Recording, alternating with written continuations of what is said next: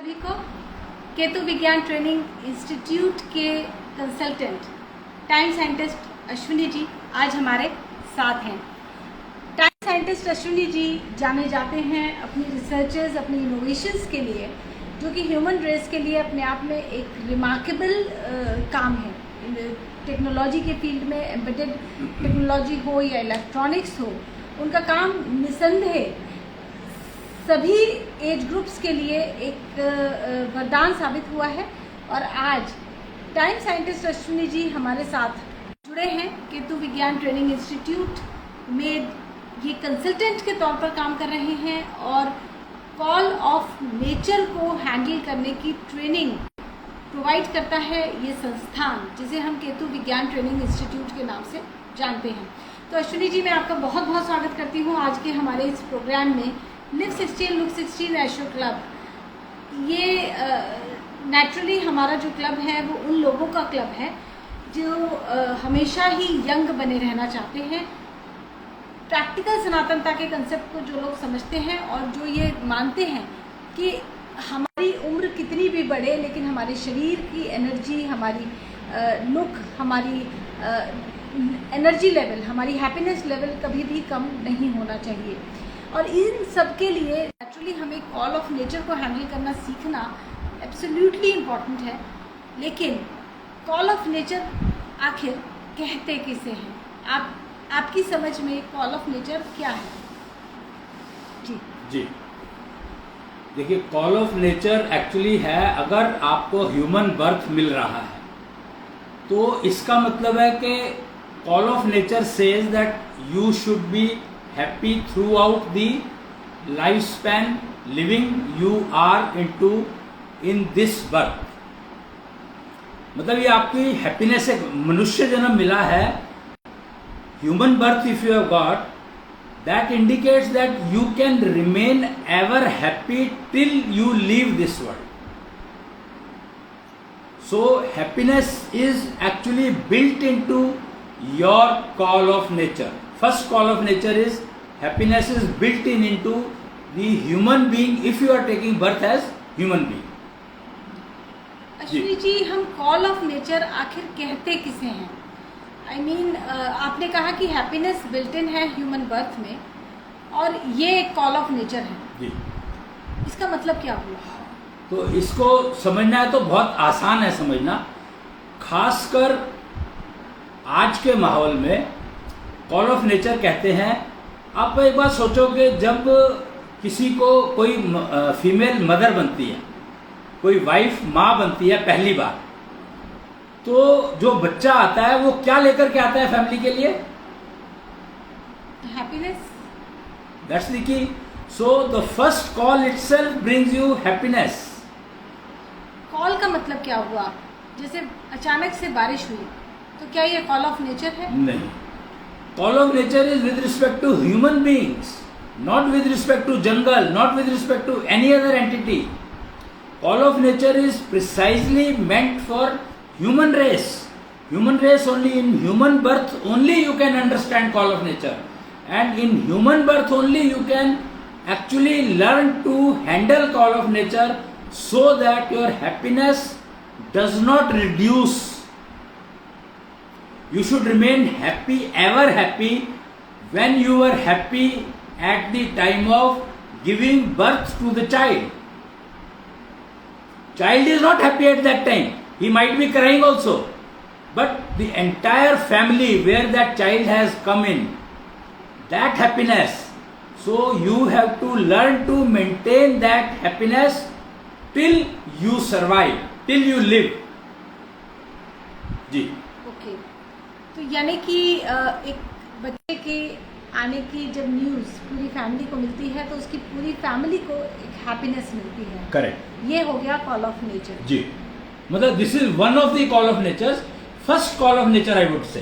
तो बच्चे के लिए ये call of nature, it might be a reason of crime, क्योंकि बच्चा जब आता है तो रोते हुए आता है। देखो, उसके बारे में हम कुछ कह नहीं सकते हैं कि this is the happiness is always in the groups, in the society. Happiness can never be with respect to only one person। Okay, जब हम कॉल ऑफ नेचर की बात करते हैं तो हम नॉर्मली इससे बेसिक सी चीज़ समझते हैं, जैसे हमें भूख लग रही है या हमें यूरिनेशन की ज़रूरत है या एक्सक्रीटा हमें पास करना है, तो इन चीज़ों को कॉल ऑफ नेचर कहा जाता है। तो ये एक्चुअली कॉल ऑफ नेचर नहीं है, यही मिसअंडरस्टैंडिंग है। These are not call of nature, they are routines. तुम खाओगे तो वेस्ट जनरेट होगा तो वो निकलेगा ही, so you cannot call it a call of nature.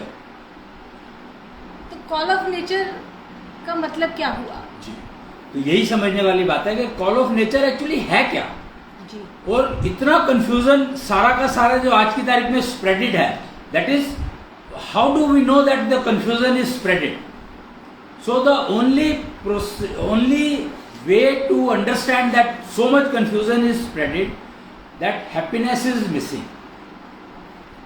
Wherever happiness is missing, you can take it for granted that you have not understood what is call of nature. Happiness is not that कि मेरा सुबह उठ के मेरा पेट साफ हो गया तो I am very happy. If the things have fallen down to that level, कि अगर मैं सुबह उठ करके और फ्रेश नहीं हो पाया तो इसका मतलब मेरा सारा दिन बेकार हो गया, बर्बाद हो गया। That is not call of nature, mind it. Since we started considering those things as call of nature which have no meaning, they are a process में अगर कुछ गड़बड़ होती है तो वो एक अलग बात है, but happiness is something which is built in. तुम कहीं पर जाते हो, वो बच्चे को, मैंने बच्चे का एग्जांपल लिया, तो इसको समझो कि वो आता है तो उसको नहीं पता कि वो क्या लेकर के आया है। डज द चाइल्ड नो कि वो क्या लेकर के आया है? बट द एंटायर फैमिली और the entire people connected with the family, neighbourhood, everybody feels happy. Why? That is true happiness.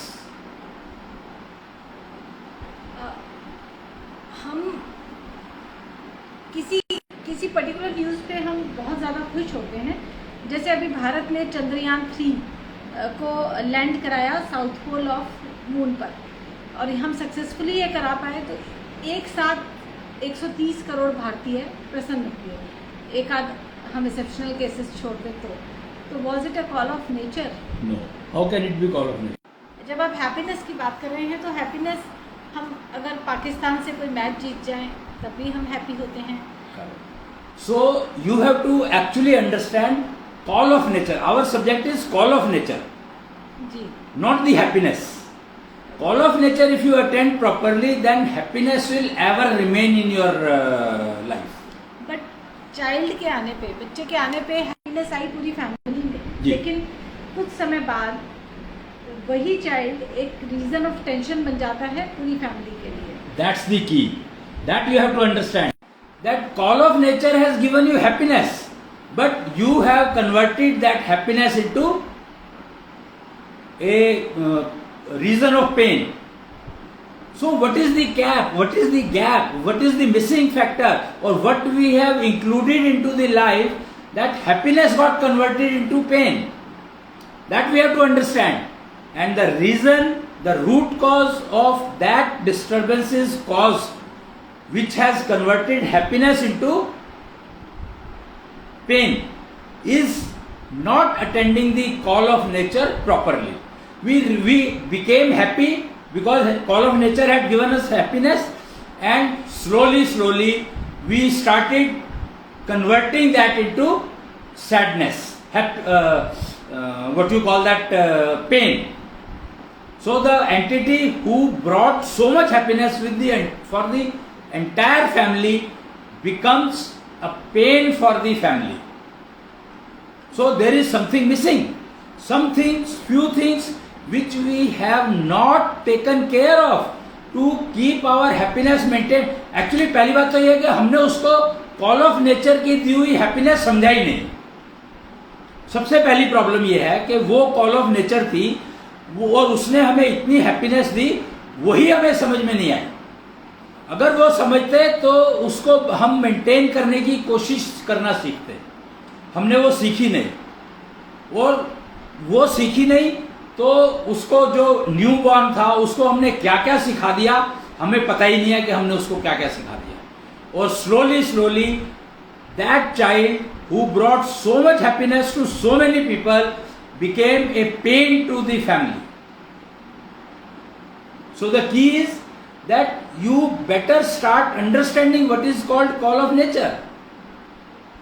तो अश्विनी जी, आपने कहा कि बच्चे का आना, ये न्यूज़, ये जो खबर मिलती है, ये एक कॉल ऑफ नेचर है पूरी फैमिली के लिए। नहीं, कॉल ऑफ नेचर है ये, और जितने लोग इसको एंजॉय कर सकें। यहाँ तो ये है ना कि फैमिली नहीं, यहाँ तो जितने लोग उसको एंजॉय कर सके। हॉस्पिटल में डॉक्टर्स हैं वो एंजॉय करते हैं, नर्सेज होती हैं वो एंजॉय करती है, बाकी स्टाफ होता है जो वो एंजॉय करता है। हालांकि वो हर रोज डिलीवर कर रहे हैं baby, but still they enjoy. So many people are enjoying that happiness. Okay. तो क्या कॉल ऑफ नेचर हमेशा हमें हैप्पीनेस देने के लिए ही आती है? Correct. So call of nature comes to you to give only happiness.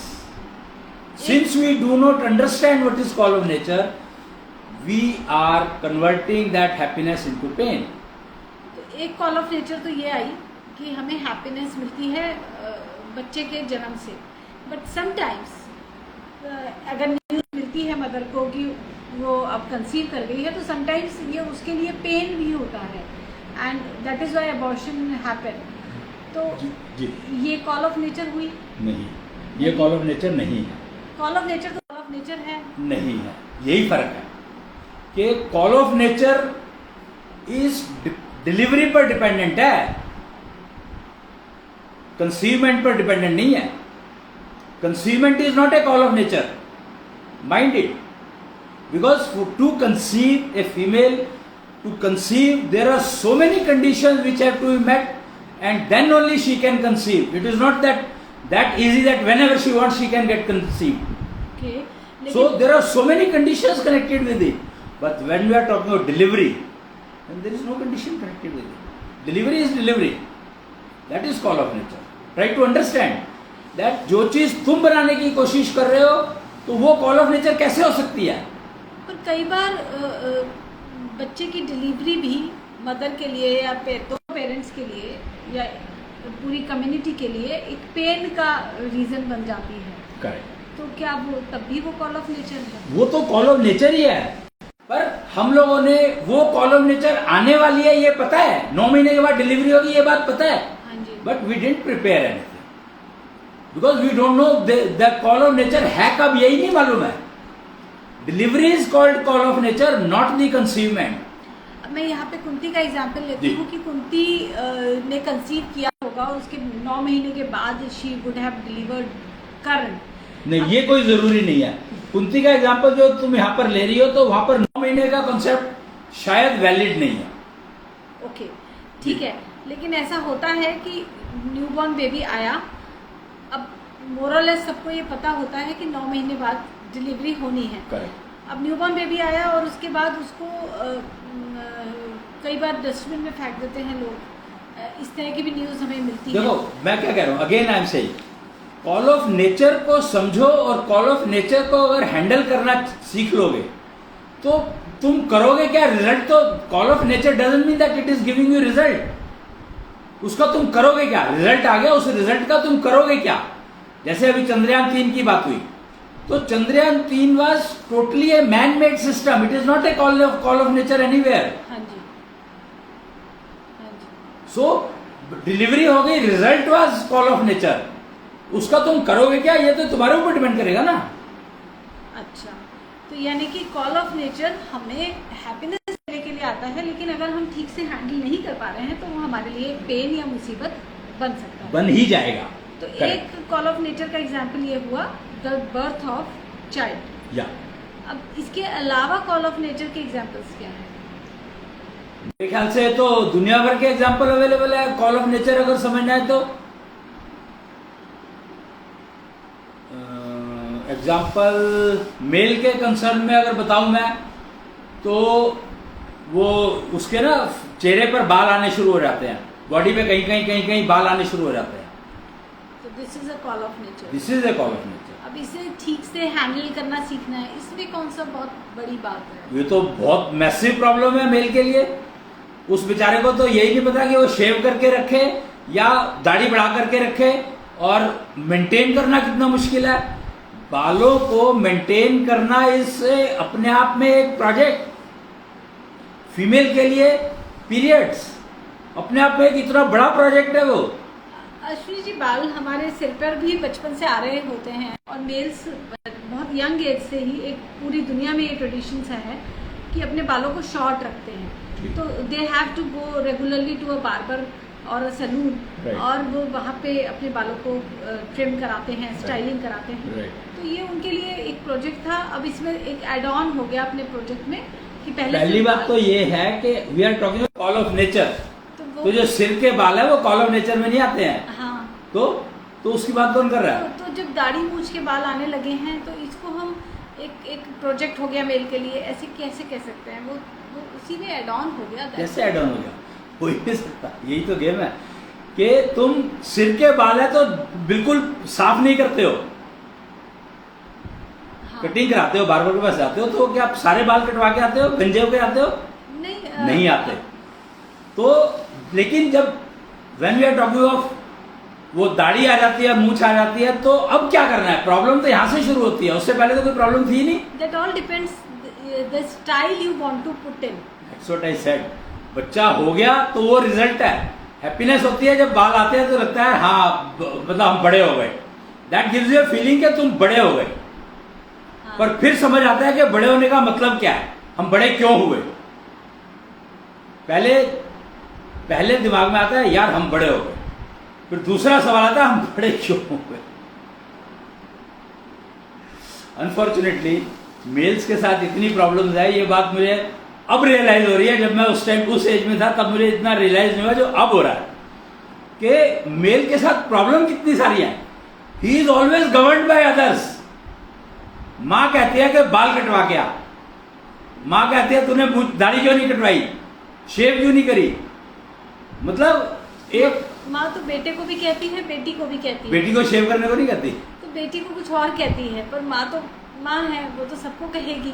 तो प्रॉब्लम सबके साथ है। माँ is a problem for everybody. नहीं, हियर यू आर रॉन्ग। माँ is not a problem for everybody. माँ इज ट्राइंग टू टीच कि भैया जिंदगी में अगर कुछ करना है तो उसको करने के तरीके सीखो। सी अगर मेल जो है, मान लो ये दाढ़ी मूछ, कोई मेल है जिसको दाढ़ी मूछ बिल्कुल नहीं आएगी, पता है उसको इस बात का, कभी भी नहीं आएगी, तो वो बहुत प्रसन्न प्राणी होगा या नहीं होगा, ये बताओ। I can't say क्योंकि होता क्या है कि अगर सबको मान लीजिए सबको एक कांटा चुभता है, तो हम चाहते हैं कि हमें भी एक कांटा चुभे। मतलब we want to be a part of majority, या जो सबके साथ हो रहा है वो हमारे साथ भी होना चाहिए। If everybody is dying then we also should die. That is a human psychology I believe. Many people are dying because of pain, so you want to die with the pain? नहीं, So that is the key. If you learn to handle call of nature well, then you have no problem at all. The problem is that when we do not know how to handle call of nature and we do not know what to do with the call of nature. अच्छा अश्विनी जी, आपको क्या लगता है किस तरह की समस्याएं, problems आ सकती है अगर हमने कॉल ऑफ नेचर को ठीक से हैंडल करना नहीं सीखा? किस तरह की प्रॉब्लम्स? सबसे पहले टेंशन, स्ट्रेस, फिर बीमारियां, फिर उसके बाद तो पता नहीं क्या क्या साइड इफेक्ट्स। देखो मैं यहीं पर again I take the example of male. अगर उसने मान लो दाढ़ी नहीं रखी तो उसको रोज काटने पड़ेंगे, रोज शेव करनी है, तो आधा घंटा उसका बेचारे का इस काम में निकल जाएगा, और उसको ये चूज करना मुश्किल हो जाता है कि वो शेव करने के बाद करे क्या। आफ्टर शेव लोशन लगाए, फिटकरी लगाए, कुछ ना लगाए, 4 बार कट लग गया, 4 it's a mess for the life of the male that उसको यही डर लगता है कि कट ना लग जाए कहीं पर। वो शेव कराने के लिए बार्बर के पास जाता है तो हाथ फेर के देखता है तो कहता है उसने ठीक नहीं करी, दूसरे को ट्राई करता है, तीसरे को ट्राई करता है। अगर वो दाढ़ी रखता है तो उसको मेंटेन करने के लिए कहीं उसमें कीड़े ना पड़ जाए, मतलब हद है। जी, तो यानी कि कॉल ऑफ नेचर अगर हम बर्थ ऑफ चाइल्ड को माने, ये कॉल ऑफ नेचर हुई है मेल्स के लिए, उनकी दाढ़ी मूछें आने लगती हैं, बाल आने लगते हैं, ये कॉल ऑफ नेचर है। और दोनों ही केसेस में एक काइंड ऑफ एक रिस्पॉन्सिबिलिटी जुड़ जाती है हमारे साथ। तो call of nature gives you total responsibilities of so many kinds which we do not understand. That is the problem. और call of nature gender based है. It is not that independent of gender again. You have to understand that also. That call of nature is gender dependent. इसीलिए ये delivery से connected है, कंसीवमेंट से connected नहीं है जी।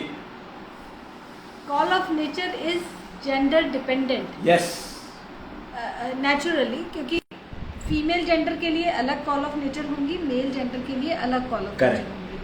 तो इसका मतलब ये हुआ, जो मैं समझ पाई हूँ अब तक, कि कॉल ऑफ नेचर हमें आएंगी, हम उनको रोक नहीं सकते हैं, लेकिन अगर हम उनको हैंडल करना नहीं सीखेंगे तो वो हमारे लिए पेन बन जाएंगी। Exactly. Call of nature is something which is given by nature, not by any individual anywhere, not by any Devi Devta, not by any Bhagwan, not by anyone. It is given by nature for particular purpose. And that purpose, again, एक target है, हर call of nature के साथ एक purpose attached है। अगर वो purpose तुम्हें ठीक करना है तो तुम्हें वो कॉल ऑफ नेचर ठीक से अटेंड करनी सीखनी ही पड़ेगी, कोई चॉइस नहीं है। That education you have to take, and much before that call of nature begins. Purpose क्या हो सकता है कॉल ऑफ नेचर के साथ? लाइक चाइल्ड बर्थ, ठीक है, चाइल्ड अब कंसीव किया है मदर ने तो चाइल्ड बर्थ तो होगा ही। तो इसके साथ पर्पस क्या हो सकता है? या मेल के दाढ़ी मूछ के बाल आए, इसके साथ पर्पस क्या हो सकता है? There is no purpose attach to it. ये तो एक नेचर की साइकिल है, प्रक्रिया है। अब फीमेल के साथ जैसे फीमेल के पीरियड शुरू होते हैं जी, तो फीमेल के पीरियड शुरू हो रहे हैं तो उसका पर्पस क्या है कि she has to become mother. If she has to, period शुरू क्यों होते हैं? तुम्हें मालूम है कि पीरियड्स का कनेक्शन क्या है बॉडी के साथ? बेसिकली हर body gets prepared to be a mother. No, it is actually to maintain six sense. Female has been given six senses. और जो ये periods का सिस्टम शुरू होता है, ये उसके six sense को मेंटेन करने के लिए शुरू होता है। मतलब उसको six sense को मेंटेन करता है ये पीरियड का सिस्टम। और इसके साथ बाकी एड ऑन सिस्टम जुड़े हुए हैं कि पीरियड्स जब आते हैं तो सिक्स सेंस बिकम्स एक्टिव, और वो एक्टिव रहे सारे पूरे वन पीरियड से दूसरे पीरियड के बीच में वो एक्टिव रहे। उसके लिए कुछ exercises, some lot of things have to be done, so many things have to be done. तो वो चीज समझनी पड़ेगी। और सिक्स सेंस कनेक्टेड है उससे। और जो पीरियड से जो ब्लीडिंग होती है, जब प्रेग्नेंट होती है फीमेल, तो उस टाइम पर वो blood gets converted into milk. So that process of converting that blood into milk needs time. So that is what is the role of sixth sense. It plays a very big role there. मतलब आप ये कह रहे हैं कि जो sixth sense है female की और जो उसका मिल्क प्रोडक्शन का प्रोसेस है, ये दोनों कनेक्टेड हैं आपस में। बिल्कुल। और menopause, then next stage pregnancy में it is very well connected, क्योंकि प्रेगनेंसी में फीमेल को कैसे पता लगेगा कि उसका बच्चा क्या मांग रहा है? ड्यूरिंग प्रेगनेंसी अगर बच्चा भूखा है तो कैसे पता लगेगा फीमेल को? Female will feel the hunger. Exactly. So that feel is given by six sense.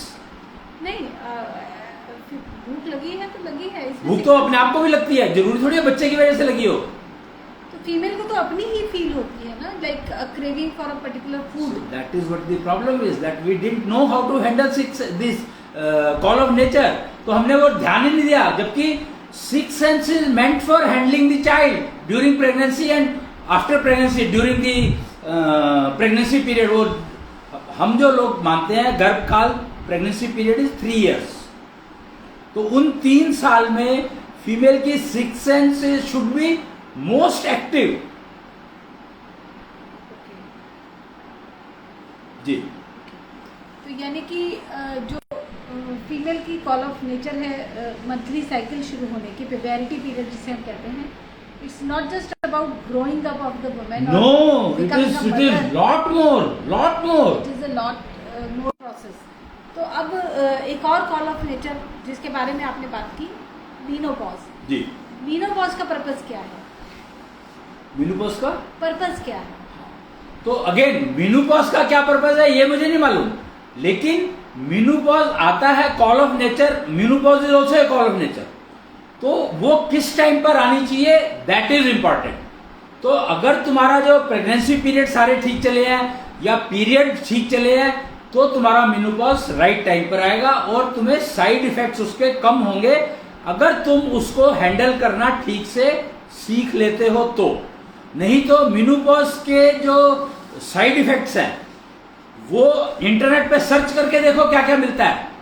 How many problems are connected with side effects of menopause, internet will tell you.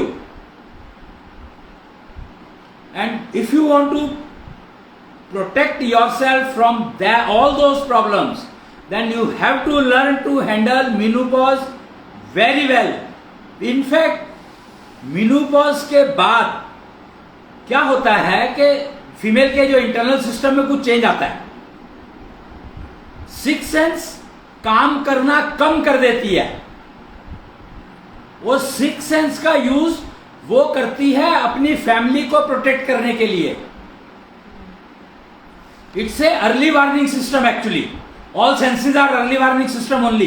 कि अगर तुम देखते हो, आंख से देखते हो आग लगने वाली है, तो तुम प्रोटेक्शन अपना उसके लिए क्या करना है वो लेना शुरू कर देते हो। तो your all senses are made for early warning system. They are actually early warning system. तो six sense is also early warning system. तो वो मीनोपॉज अगर तुमने ठीक से हैंडल नहीं किया तो तुम्हारी सिक्स सेंस मर भी सकती है। अब तुम सोचो कि अगर एक सेंस कम होती है तो उसका क्या डैमेज होता है, सोचकर देखो। लाइफ बहुत मुश्किल हो जाती है, डिफिकल्ट हो जाएगी। जबकि six sense is directly connected with your all the other relationships. All relationships are, तुम्हारी आंख मान लो 6 सेंसेस है, 5 सेंसेस है, आंख है, आंख में कोई प्रॉब्लम आ जाती है तो तुम्हारे रिलेशन में कोई फर्क नहीं पड़ेगा। ठीक है। तुम्हारे कान में अगर कोई प्रॉब्लम आती है रिलेशन में कोई फर्क नहीं पड़ेगा। लेकिन अगर सिक्स सेंस में तुम्हारी प्रॉब्लम आती है तो तुम्हारे relations will start deteriorating. Very very important information is this, that the deterioration in relationship happens because of six sense.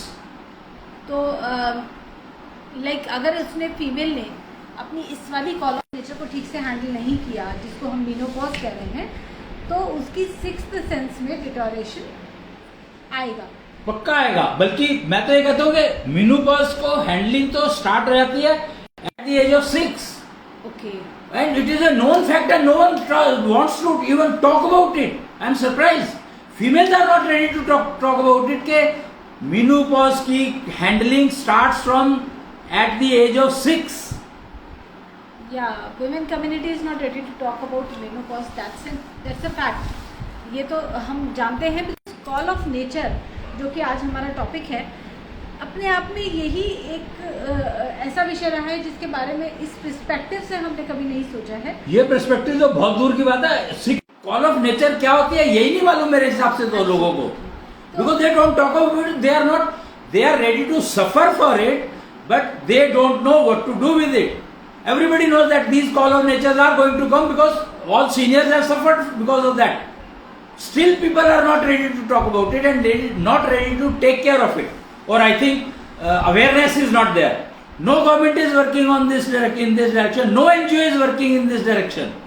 No community is working in this direction. I am surprised. That is such a most important topic of the human race, which is not at all in discussion at all. Okay जी। अश्विनी जी, एक जो आज हम call of nature के बारे में discuss कर रहे हैं, इसमें हमने सबसे पहले जाना कि बच्चे का जो चाइल्ड बर्थ है वो कॉल ऑफ नेचर है। अगर आपने टाइम से ठीक से हैंडल नहीं किया तो बच्चा का तो जन्म होगा ही। कंसीव आप कर गए हैं, करेक्ट, तो डिलीवर तो बच्चा होगा ही, may be in 8th month, may be in 7th month, may be in 9th month और may be in 10th month, right. पर डिलीवरी होनी है, आपने ठीक से तैयारी नहीं की तो वो आपके लिए पेन बन जाएगा। आपने तैयारी की है तो वो आपके लिए हैप्पीनेस नेचुरली। सिमिलरली हो गया प्यूबेरिटी पीरियड, जो मेल के लिए आता है दाढ़ी मूंछों के बालों से एंड फीमेल के लिए आता है पीरियड्स के स्टार्ट होने से। अगेन हमने प्रिपरेशन ठीक से कराई है, बच्चे को हमने मेंटली प्रिपेयर किया है, उसको ट्रेनिंग दी है कि आप कैसे हैंडल करेंगे, तो बच्चे के लिए वो इतना मुसीबत नहीं है। अदरवाइज वो बच्चे के लिए बहुत बड़ी मुसीबत है। अब सेम इज विद मेनोपॉज। इसके अलावा भी क्या कोई कॉल ऑफ नेचर होती है जो like birth, death is also call of nature. Death के लिए तो प्रिपेयर हम नहीं करेंगे। क्यों? यू वांट टू डाई बोझ on somebody, you want to die in pain, but that is not in our my control ना, कि मैं in my old age I will be on bed. और so what is old age? There is nothing called old age. We have made old age, there is nothing called old age. Kalyug में 125 years की average life defined है। जैसे प्यूबेरिटी period आता है ऐसे ही old age आती है। नहीं आती है, वही मैं कह रहा हूँ। ये बना दिया गया क्योंकि इसको ना ओल्ड एज को एक्चुअली मेनोपॉज से कनेक्ट कर दिया। प्रॉब्लम यहाँ पर है कि ओल्ड एज को मेनोपॉज से कनेक्ट कर दिया कि मेनोपॉज आएगा तो मतलब ओल्ड एज आ गई। That is the problem. If you learn to handle your call of natures well, then old age will never come. जी, हमारी जो सरकारें हैं, सभी सरकारें वो सीनियर सिटीजन्स के लिए अलग प्रोविजंस करती हैं, पेंशन स्कीम्स चलाती हैं, रिटायरमेंट का जो प्रोविजन है, ये सारा सिस्टम इसी बिलीफ पे आधारित है कि ओल्ड एज आती है। करेक्ट, मैं तो मना कर ही नहीं रहा हूँ ना। तो पर आज की जो भी जितनी भी community I am talking about, the entire world, who knows about call of nature? Tell me. Call of nature के बारे में हमें पता है तो हमें ओल्ड एज नहीं आएगी। ये अपने आप में बड़ा अजीब सा कंसेप्ट, अजीब सा तो है ही, रहेगा ही, क्योंकि कॉल ऑफ नेचर के ऊपर बात करी जानी चाहिए, डिस्कस होना चाहिए, हैंडलिंग करनी बहुत जरूरी है, ये समझ में आना जरूरी है। ये कब आएगा, कैसे आएगा? कॉल ऑफ नेचर तो आ ही जाएगी टाइम पर। अच्छा, तो ऐसा कौन सा मिसहैंडलिंग कर रहे हैं हम? अब अच्छा ये बताओ मेरे को कि call of nature, let's talk of female, उसके जो पीरियड्स हैं वो किस एज में स्टार्ट होने चाहिए पता है तुम्हें? कॉल ऑफ नेचर के हिसाब से 12, 13, 14 इज अ नॉर्मल एज। 13 के बाद शुरू होने चाहिए। 13 से पहले अगर पीरियड शुरू हो रहे हैं तो इसका मतलब है there is a big trouble. 14 के बाद होते हैं तो समझो कि कोई ना कोई प्रॉब्लम साथ में आई है। 14 के बाद होते हैं। 13 और 14 के बीच में पीरियड शुरू होने बहुत जरूरी है। 3 इयर्स कहते हैं वैसे कि वो अगर आप उसके हिसाब से देखो, नवीन समय दक्षिण्या संवत्सर के हिसाब से देखोगे तो ज्यादा बेटर पता लगेगा। नॉर्मली 3 इयर्स के अंदर अंदर पीरियड्स आ जाने चाहिए। 13 के खत्म, 14 साल के प्लस माइनस 1.5 ईयर। ऐसे ही मेनोपॉज 51 की एज में स्टार्ट होना चाहिए और 54 में पूरा हो जाना चाहिए। पीरियड्स 13 या 14 की एज में स्टार्ट होकर के 16 तक पूरे हो जाने। एक्चुअली रूल इज दैट 16 तक पीरियड स्टेबलाइज हो जाने चाहिए फीमेल के। लेकिन रूल ये है, okay, nature, I am talking about nature is given you these parameter. अगर इससे डेविएट होते हो तो इसका मतलब है you are going to have some problems. पर हम थोड़े ही डेविएट हो रहे हैं, ये तो प्राकृतिक है, इसको कोई बदल नहीं सकता। इसको बदलने की कोशिश करना अपने आप में प्रकृति को डिस्टर्ब करना। तो फिर 9 साल में कैसे हो गए पीरियड्स? ये भी हेरिडिटी होती है। तो इसका मतलब प्रॉब्लम माँ को थी ना, तो माँ ने हैंडल क्यों नहीं करी? अब ये फैमिली लाइनेज से होता है। नहीं होता है, ये मिथ है, दिस इज ए मिथ कि फैमिली लाइनेज से होता है। अगर फैमिली लाइनेज से होता तो बीमारियां जो बीमारी फीमेल को, मदर को थी, वो सारी की सारी बीमारियां मेल फीमेल बेटी को नहीं आ जानी चाहिए। और कोई बीमारी आ गई, कोई नहीं आई, तो इसका मतलब वो लीनियज से हो गया। ये क्या मतलब what we are up to? We are not trying to solve problem. मैं एक ऐसी फैमिली को भी जानती हूँ जिसमें सपोज 4 मदर्स हैं, 4 बहुएं हैं। वो अलग अलग घरों से आई हैं, अलग अलग फैमिली बैकग्राउंड से आई हैं। उन चारों की बेटियां हुई, उन चारों की बेटियों को मे बी 10th ईयर में या 9th ईयर में या 11th ईयर में पीरियड शुरू हुए, जबकि they all were belonging to different फिर background. This itself is enough to understand what कि माँ की तरफ से माँ की लीनियज में प्रॉब्लम नहीं आई है।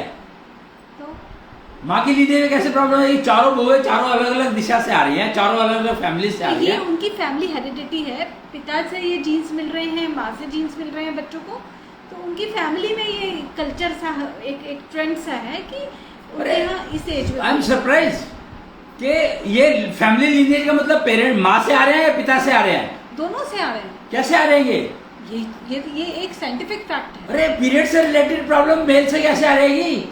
जीन्स तो जीन्स है ना। अरे तो वो वही मैं कह रहा हूँ, try to understand why this confusion you are floating in still, कि मेल को पीरियड्स की प्रॉब्लम वो कैसे ट्रांसफर कर देगा? Male can never transfer period problem of periods और मेनोपॉज। तो ऐसा कैसे हो रहा है कि चार अलग अलग फैमिली से? तो ये सिंपल सा रीजन है कि वो मदर जो डिलीवरी कर रही है उन्होंने अपनी केयर नहीं करी, उनकी प्रॉब्लम्स थी, वो प्रॉब्लम्स उन्होंने आगे बढ़ा करके दे दी, उनको ऐड करके दे दी। तो यानी कि उस फैमिली में उस पूरी जो वो कुटुंब आप कह सकते हो, उस पूरे कुटुंब में जितनी भी फीमेल्स आती हैं वो सारी ही अपनी प्रॉब्लम्स को आगे पास ऑन कर देती है अपनी। उसका तो बहुत सिंपल सा तरीका है, उस मेल की एक और फीमेल से शादी कर दो और देखो वो डिलीवर वैसे ही करती है कि नहीं करती, पता लग जाएगा। ये बहुत आसान है चेक करना। बट ये लीगल नहीं है ये अब अगर ये भारत में तो लीगल नहीं है कि एक वाइफ आपकी है आप दूसरी शादी। तो बाहर चले जाओ भाई, ये किसने कहा कि भारत में रहो? बाहर चले जाओ। अगर तुम बीमार भारत में रह करके बीमारी रहना चाहते हो तो that is your problem. Entire earth is same, everywhere it is same. तो भारत में ये है और वहां पर ये है और वहां पर ये है, तो ह्यूमन ही रहेगा चाहे कहीं भी चले जाओ। ओके, तो आप ये कह रहे हैं कि प्यूबेरिटी में जो लड़कियों की या लड़कों की बॉडी में चेंजेस आते हैं, हम उनको भी टेक केयर कर सकते हैं कि ये ऐसे चेंजेस आएंगे, ऐसे नहीं आएंगे? Puberty for male should start at the age of 14. If it doesn't, that means that male has a problem. 14 means he has completed 14 or he is into his 14th year? He has completed 13. Okay. 14 से 16 साल तक में mail को actually mail के लिए 18 साल होता है। असल में मेल और फीमेल के जेंडर में इतना फर्क है, इतना कंफ्यूजन है, कोई हिसाब नहीं। मेल जो की प्यूबेरिटी स्टेबलाइज होती है 19 साल की उम्र में और फीमेल की 16 साल की उम्र में। 16 साल पीरियड चाहे कभी भी शुरू हुए हो, mind it what I am saying, कि फीमेल के पीरियड चाहे 9 साल की उम्र में शुरू हुए हो, I am not concern, but stability will come only at the age of 16. जी, यानी कि मतलब ये तो आपने बताया कि स्टेबिलिटी 16 में आएगी गर्ल्स के लिए और बॉयज के लिए आएगी स्टेबिलिटी 18 में, 19 में, 19 में जी, लेकिन 19 तक आ सकती है, मतलब 14 से शुरू हो जाती है, नेचुरल उसमें 16 पे हो जाए तो बेस्ट बेटर है, बट 19 तक हो सकती है। अब इसमें हमने हैंडल किया ठीक से या नहीं हैंडल किया, उसका क्या फर्क पड़ा? मैं ये नहीं समझ पा। बता रहा हूं ना कि अगर तुमने हैंडल ठीक से नहीं किया तो फीमेल के केस में है तो वो पीरियड जल्दी शुरू हो जाएंगे या लेट शुरू होंगे, टाइम पर नहीं शुरू होंगे। तो जो चीज कॉल ऑफ नेचर जिस टाइम पर आनी चाहिए उस टाइम पर अगर नहीं आ रही है तो इसका मतलब है कि कोई ना कोई प्रॉब्लम है तुम्हारे अंदर, तुम्हारी बॉडी के अंदर। तो क्या फर्क पड़ा अगर सपोज किसी फीमेल को 10th ईयर में या 11th ईयर में पीरियड शुरू हो गए, डॉक्टर्स कहते हैं कि एब्सोल्युटली नॉर्मल है। हाँ, तो पर उसके स्टेबलाइज 5 साल लेंगे स्टेबलाइज होने में। तुम ये क्यों नहीं समझ रहे हो? क्योंकि स्टेबलाइज तो 16 की एज में ही होंगे, तो वो 5 साल लेगा स्टेबलाइज होने में। यही प्रॉब्लम रिफ्लेक्ट होगी मेनोपॉज में। मेनोपॉज जो 3 साल में पूरा हो जाना चाहिए, दैट में टेक 10 years। ओके जी, ओके। और it can come, actually menopause should start at the age of 51 in female, but it may start at the age of 41, it may start at the age of 35। जी, तो ये हो गया female में ठीक से हैंडल ना करने की वजह से जो प्रॉब्लम्स आती हैं, गायनी प्रॉब्लम्स आती हैं, ठीक है, इनके बारे में हमें फिर भी थोड़ा बहुत पता है। लेकिन मेल में अगर कॉल ऑफ नेचर को ठीक से हैंडल नहीं किया गया और प्यूबेरिटी पीरियड जो आपने कहा कि 14th ईयर में शुरू होना चाहिए, सपोज वो उसका 10th ईयर में शुरू हुआ है या 15th ईयर में शुरू हुआ है मेल का, तो क्या फ़र्क पड़ा? प्रेगनेंसी जब वो विवाह करेगा उसके बाद प्रॉब्लम आएंगी। ओके, इनफर्टिलिटी रिलेटेड प्रॉब्लम्स कुछ भी हो सकता है, डिफॉर्मेशन या कोई डिजीज, कोई कुछ, मतलब anything is possible, but that effect will be visible only when he gets married and in the married life the effect will be visible. See, call of nature का सारा इफेक्ट नॉर्मली मैरिड लाइफ में effect दिखाई देता है। Okay okay, नहीं। यानी कि जो आज हम देख रहे हैं मैरिड लाइफ डिस्टर्ब्ड है, Correct. उसका एक बहुत बड़ा कारण आप कह रहे हैं कि कॉल ऑफ नेचर को हम हैंडल नहीं कर रहे हैं। राइट, सो ये सारे इफेक्ट तब जब तक तुम अकेले रहे हो तब तक पता नहीं लगता, you don't realize, you don't use your system. सारा सिस्टम यूज में नहीं होता है तो तुम्हें फर्क पता नहीं लगता कि क्या हो रहा है क्या नहीं हो रहा। Even if you try to use it, you may be you are not concerned. But after marriage, in marriage life, all these problems will get reflected.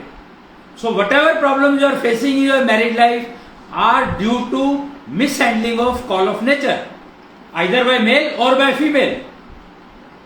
Okay, जी, सो कॉल ऑफ नेचर को हमें ठीक से handle करना चाहिए। Okay fine, what exactly is needed to handle call of nature? क्योंकि अभी तक जो हमारी सोसाइटी में एक ट्रेंड चल रहा है वो ये कि हम बच्चों को एजुकेट करें। तो जैसे फीमेल्स को खासतौर से पीरियड्स के बारे में एजुकेट करने का एक ट्रेंड चल रहा है, स्कूल्स में इस तरह के सेमिनार्स कंडक्ट किए जाते हैं। बॉयज़ को हम एजुकेट करेंगे भी तो क्या एजुकेट करेंगे, आई कांट इवन इमेजिन। तो what kind of preparation or what kind of training is needed to handle this call of nature? right. So actually the first step is that you have to understand life, entire lifespan is divided into 7 phases. Okay. And each phase, how to prepare, what to prepare in that phase to handle next phase. Okay. That education is must. For every phase you need that education, so that in the current phase you can prepare for your next phase. Okay. मेरा question आपसे ये था कि preparation किस तरह की, क्या preparation? वो फेज पर डिपेंड करेगा ना कि for which phase you have to prepare. जैसे प्रिपेरिटी के लिए प्रिपरेशन, हमने यहाँ पे कॉल ऑफ नेचर की बात की। Correct. क्या हर एक फेज में अलग अलग कॉल ऑफ नेचर आती है? हाँ, नेचुरली। ओके, तो जो बच्चे का एक जन्म हुआ, ये उसके बाद प्यूबेरिटी पीरियड हम 14th ईयर में बात कर रहे हैं, इन 14 सालों के बीच में कौन से कॉल ऑफ नेचर आए? इन 14 साल में तुम्हें तैयारी करनी है जिससे कि जब कॉल ऑफ नेचर आएगा तो you are not able to get side effects. You are trying to ensure that your call of nature comes right in time. वो प्रिपरेशन करनी है। तो किस तरह की प्रिपरेशन करेंगे? मेरा प्रश्न आपसे ये था कि प्रिपरेशन के नाम पे हम करेंगे क्या? वही तो बताया ना कि फेज कौन सा फेज है उसके लिए प्रिपरेशन बनी है। तो उसमें सबसे पहला स्टेप है कि तुम्हारी एलिजिबिलिटी क्या है, फिर दूसरा स्टेप है तुम्हारी डेस्टिनी क्या कह रही है। ओके। ये 2 फैक्टर्स तुम्हें पता होने बहुत जरूरी है, फिर जाकर के उसके हिसाब से तुम्हारा कॉल ऑफ नेचर हैंडल करने का प्रोसीजर बनेगा। ओके, मीन्स जैसे सपोज 4 साल का बच्चा है और उसकी मदर चाहती है कि मेरा बच्चे की मैं प्रिपरेशन कराऊं to handle call of nature, तो बच्चा अभी क्योंकि बहुत यंग एज में है, इनिशियल फेज में है लाइफ के, तो यहाँ पे उसकी एलिजिबिलिटी को समझा जाएगा, उसकी डेस्टिनी रीडिंग की जाएगी। नहीं, ये शुरू से है, जिस दिन डिलीवर हुआ है उस दिन से हो जाता है। In fact if you really understand तो you have to ensure even the call of nature with respect to delivery also. So preparation will begin right from the day you plan to conceive, okay and दोनों के लिए, male female दोनों के लिए है ये, mind it. Okay. जी। अगर आपने कहा कि मेल और फीमेल दोनों के लिए प्रिपरेशन नीडेड है, ऑफ कोर्स दोनों पेरेंट्स बन रहे हैं, ये इसे भारतीय संस्कृति में गर्भ संस्कार में भी कहा जाता है कि आप कंसीव करने से पहले अगर आप गर्भ संस्कार को फॉलो कर रहे हैं तो आपकी जो संतान होगी वो तेजस्वी होगी। वो शायद इसी बात को कहने की कोशिश कर रहे हैं कि आप कॉल ऑफ नेचर को ठीक से हैंडल कर पाएंगे। देखो, एक रूल यहाँ पर यही है कि unless you use technology, technology के बिना सब बेकार है। Okay. Because it has to be proved, and just by saying it doesn't help. Proved मतलब कि it should be measurable, again science, कि तुम्हें पता होना चाहिए कि तुम उस लेवल पर हो तभी कंसीव करना है। अच्छा। तुम्हारा अपना एटलीस्ट इम्यूनिटी लेवल इतना हो कि तुम अपनी बीमारियां को अपने आप हैंडल कर पाओ बिना किसी एक्सटर्नल उसके, so that the side effects of the other system does not affect baby. तो एटलीस्ट अपना इम्यूनिटी सिस्टम तो तुम इतना स्ट्रांग रखोगे बिफोर कंसीवमेंट कि तुम्हारी प्रॉब्लम जो है, तुम्हें अगर कोई बीमारी है भी तो it does not get transfer to the baby. अब नॉर्मली जो यंग कपल्स होते हैं उनको नॉर्मली कोई बीमारी होती नहीं है। जैसे जॉइंट में दर्द है, सपोज उनके शोल्डर में पेन है या घुटने में पेन है, किसी या कमर में पेन है, बैक में पेन है, क्या हम इसे बीमारी गिनेंगे? नेचुरली नहीं, ये मस्कुलर प्रॉब्लम है, ये bone related. That's the problem कि ये प्रॉब्लम जो है this will disturb your conceivement process. अच्छा। और तुम पेन में हो, मतलब अगर तुम पेन में हो तो तुम्हारा बेबी को पेन ट्रांसफर होगा कि नहीं होगा? Because they are vibrations. You are giving a wrong atmosphere to the baby for growing. Try to understand. Okay, मतलब पेरेंट्स अगर पेन में हैं तो ये भी बच्चे को डिस्टर्ब करेगा। Naturally, because your body is a atmosphere for the baby. तो वो सारा तुम्हारा जो भी पेन है, जो भी कुछ प्रॉब्लम तुम्हारी है, वो उसको उसकी अपब्रिंगिंग में इफेक्ट करेगा ही करेगा। ये बात तो समझनी पड़ेगी तुम लोगों को। जी। तो ये तो हो गया कि हम जो बच्चे का चाइल्ड बर्थ है, जो पहला कॉल ऑफ नेचर है, ये इसको हैंडल करने के लिए वी प्रिपेयर बिफोर हैंड। और इसमें पेरेंट्स भी प्रिपेयर करें। पेरेंट्स को ही करना है क्योंकि पेरेंट्स ही कंसीव करने वाले हैं, तो पेरेंट्स को करना है। So it's begins with marriage. It begins with naturally. In fact it begins with I should say honeymoon. हाँ, नेचुरली तब मतलब हनीमून तो बिना मैरिज के भी हो जाता है ना, इसलिए कहा। क्योंकि हनीमून और marriage, I don't know whether the two are connected और नॉट। जी। या that is kind of true. Marriage and honeymoon are not at all connected. तो बेसिकली हनीमून से शुरू हो जाता है कि if you are entering into a physical relation then you should prepare before hand. Absolutely. आपका ये कॉल ऑफ नेचर यानी कि डिलीवरी ऑफ द चाइल्ड के लिए आपको प्रिपेयर करना है। सिमिलरली प्रिपेयरिटी पीरियड है, सिमिलरली फीमेल के लिए मीनोपॉज है, और डेथ, ये भी एक कॉल ऑफ नेचर है जिसके लिए हमें प्रिपेयर करना होगा। अगर वरना वो हमारे लिए पेन बन जाएंगी जी, समस्या बन जाएंगी। एंड शायद जी, हमारा पूरा समाज आज की डेट में इसी आधार पर टिका है कि ये कॉल ऑफ नेचर हमारे लिए समस्या हैं, क्योंकि old age handling, old age care, ये अपने आप में एक बहुत बड़ा चैप्टर है हर एक गवर्नमेंट के लिए, हर एक फैमिली के लिए, जो कि शायद हमने खुद ही बना लिया है अपने लिए एक समस्या। राइट। जबकि कॉल ऑफ नेचर ऐसी नहीं है कि ओल्ड एज आएगी। नहीं है, कॉल ऑफ नेचर में ओल्ड एज कहीं भी नहीं है। कॉल ऑफ नेचर में डेथ है, not ageing. Ageing is not a call of nature. लोग अक्सर कहते हैं कि उम्र का तकाजा है, अब हड्डियां बूढ़ी हो चली हैं। वो इसीलिए कहते हैं ना कि कॉल ऑफ नेचर को तो उन्होंने कोशिश करी नहीं समझने की, और कॉल ऑफ नेचर क्या होता है पता नहीं किया, और उसको कैसे हैंडल करना है वो पता नहीं किया, सीखा नहीं, तो फिर तो हड्डियां बूढ़ी होंगी बेचारी। ठीक है। तो अश्विनी जी, आज मुझे लग रहा है कि हमने कॉल ऑफ नेचर को समझा है कि ये है क्या और इसको हैंडल करने का इफ़ेक्ट क्या है और ना हैंडल करने के कारण हमें क्या कुछ देखने को मिलता है। और आज जिस तरह की लिविंग में हम रह रहे हैं, जिस तरह के कंसेप्ट्स पे हम परिवार को आगे चलाते हैं, समाज को आगे चलाते हैं, उनका आधार ये बीमारियां, ये समस्याएं बन चुकी हैं जो कॉल ऑफ नेचर को ठीक से ना हैंडल करने के कारण हैं। मैं यहाँ पर एक बात बताना चाहूंगा कि इस ट्रेनिंग इंस्टीट्यूट का नाम रखा है केतु विज्ञान। हाँ जी, केतु विज्ञान। केतु विज्ञान क्यों रखा होगा इसका नाम, कुछ समझ सकते हो? केतु एक एंटिटी है जिसका सिर नहीं है। जी। सिर से, गर्दन से नीचे का हिस्सा केतु कहलाता है। हाँ जी। ठीक है। जी। तो सारी प्रॉब्लम कहाँ आती है? 4 सेंसेस तो उसकी गायब है नहीं, केतु की। सारी प्रॉब्लम्स कहाँ आती है मैंने पूछा? केतु में।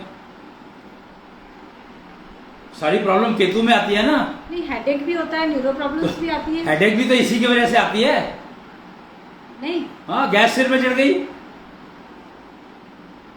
माइग्रेन, हर चीज तो सारी प्रॉब्लम तो यहीं से। मन सबसे बड़ी इंपॉर्टेंट प्रॉब्लम, मन लगता ही नहीं कहीं पे। अच्छा, दिमाग में स्ट्रेस है वो तो वो भी मन के कारण है, क्योंकि मन कह रहा है ये करो, दिमाग कहता है नहीं ये करना है। तो आप कह रहे हैं कि सारी समस्या केतु की वजह से आती है। एग्जैक्टली, ये समझो, इसलिए इसका नाम केतु विज्ञान रखा गया है कि केतु विज्ञान का मतलब है try to understand call of natures and protect yourself against them, यानी उसको हैंडल करना सीखो, उनके साइड इफेक्ट्स को अपनी बॉडी में ना आने दो। तो राहु को यूज करो अपने, कोई सीखना इसी का पॉसिबल है, ये नहीं सीख सकता कुछ भी। तो अपने दिमाग को यूज करना है अपनी बॉडी को हेल्दी रखने के लिए। केतु विज्ञान ट्रेनिंग इंस्टीट्यूट का मतलब ही है कि आप अपनी बॉडी को हेल्दी रखें, क्योंकि पेन का कारण वही बनता है। कोई कॉल ऑफ नेचर सारी वही आती है, एक्चुअली प्रॉब्लम ये है। कॉल ऑफ नेचर वही आती है, सारी की सारी। हाँ, सारी की सारी, ऑफ कोर्स। तो केतु विज्ञान ट्रेनिंग इंस्टीट्यूट एक बेहतरीन काम कर रहा है, कॉल ऑफ नेचर के को हैंडल करना सिखा रहे हैं, जो कि मेल के लिए अलग हैं, फीमेल के लिए अलग हैं। और इन कॉल ऑफ नेचर को हैंडल करके जो हमें बोनस मिल रहा है वो है ये है कि ओल्ड एज नाम का शब्द हमारी डिक्शनरी से गायब हो सकता है। मैं गायब नहीं कहूंगा, क्योंकि कुछ लोग पसंद नहीं करते गायब करना चीजों को, बट ठीक है, कम तो हो ही सकता है डेफिनेटली। कम हो सकता है जी।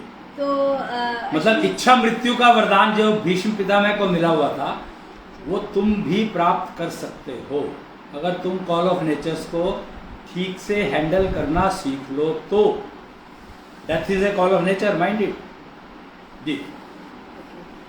तो अश्विनी जी, मुझे लगता है कि आज के लिए हम यहीं पे एंड करते हैं, लेकिन समय काफ़ी हो चला है। कॉल ऑफ नेचर को हैंडल करना सीखना ये केतु विज्ञान ट्रेनिंग इंस्टीट्यूट में पॉसिबल है, जो कि ऑलरेडी खुल चुका है। Ketu Vigyan training institute Nehru place Delhi से एक्टिवेटेड है और आप ऑनलाइन भी ये ट्रेनिंग कोर्सेज कर सकते हैं। Professor Ashwini ji Agrawal, consultant, time scientist in Ketu Vigyan training institute. आज हमारे साथ आपका बहुत बहुत धन्यवाद हमारे साथ जुड़ने के लिए, और आपसे इस प्रोग्राम के माध्यम से यूं ही बातचीत चलती रहेगी। प्रणाम। प्रणाम।